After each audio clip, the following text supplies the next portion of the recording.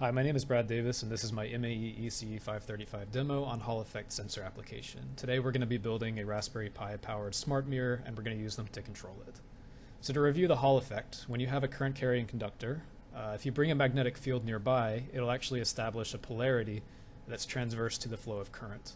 And you can read actually what they call Hall potentials, which are related to the current density, the magnetic field intensity, and the size of that conductor. And these Hall effect sensors will use this information to provide a linear output voltage that we can use to find the location of magnets, to control motors, really to do all sorts of things. So just to show you briefly how the Hall effect sensor works, I'm going to hold up a small magnet to it with an LED. If I bring the south end of the magnet nearby, you'll see the LED will start to dim, and it'll dim more as I get closer to it. Hopefully you can see that. Now if I turn the magnet around and hold the north end up, it'll actually get brighter. So this is just showing the linear encoding that the Hall effect sensor does as you bring a magnet nearby. And we're going to try to use this with a bunch of other Hall effect sensors to build a magic mirror with a Raspberry Pi.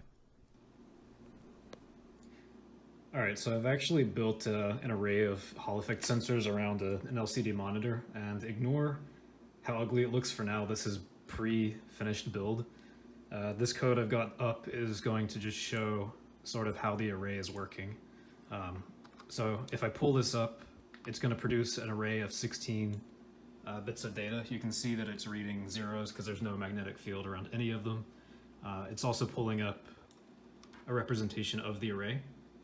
And while these sensors can determine force, or like overall magnetic field strength, I've just coded it to tell me if it's north or south after it reaches a threshold of intensity.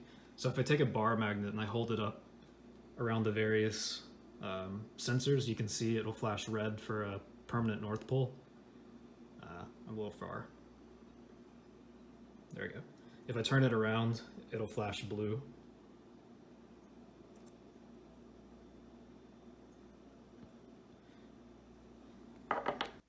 Okay, so I've added a one-way acrylic mirror to the front of the array, so you can no longer see the array, but you can see me, unfortunately. Ignore the fact that I've used electrical tape to hold this on for now. I'm going to show you the actual Magic Mirror app.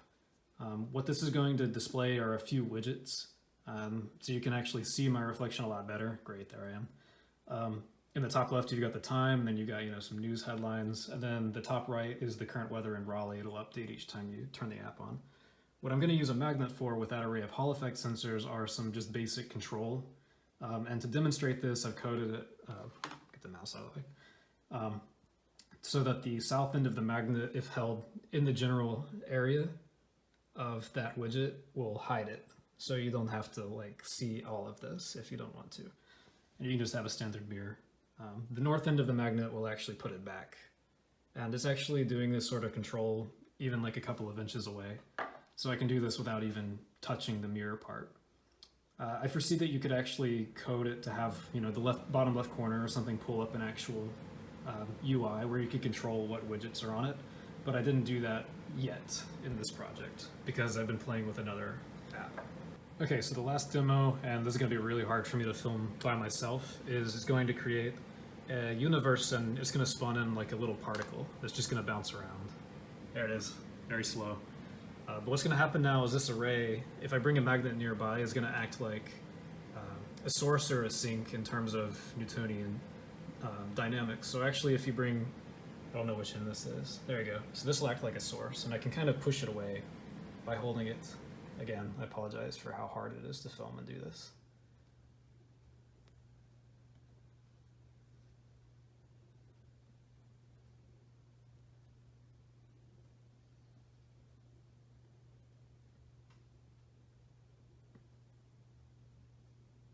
I can actually turn this around and have it be more like a sink. So I'll try to do that actually. And pull that back in. This isn't really something that's useful so much as just fun to play around with. Kind of having that sort of control over the screen. So this concludes my demo project on Hall effect sensors. Hopefully you've seen that there are a lot of cool applications and maybe you want to try them out for yourself. Thank you for watching.